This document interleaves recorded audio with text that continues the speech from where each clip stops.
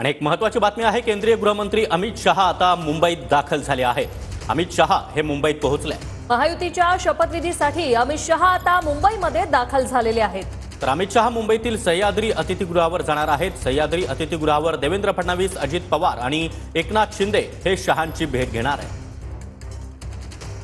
दत्ता कनवटे आमचे प्रतिनिधी आपल्यासोबत सध्या फोन लाईनवरून जोडले। दत्ता, काय माहिती? नक्कीच देशाचे गृहमंत्री अमित शहा हे मुंबईमध्ये दाखल झालेले आहेत। आज महाराष्ट्र राज्याच्या मुख्यमंत्री आणि उपमुख्यमंत्र्यांचा जो शपथविधी होतोय त्या शपथविधीलाही ते उपस्थित राहणार आहेत।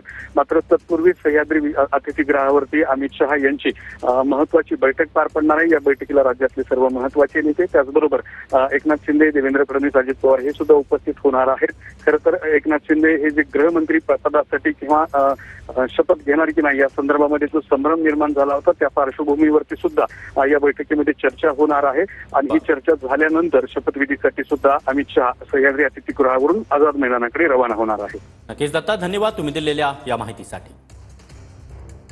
तर अमित शहा आता मुंबईत दाखल झालेले आहेत। मुंबईतील सह्याद्री अतिथीगृहावर एकनाथ शिंदे, देवेंद्र फडणवीस त्याचबरोबर अजित पवार हे शहांची भेट घेणार आहेत।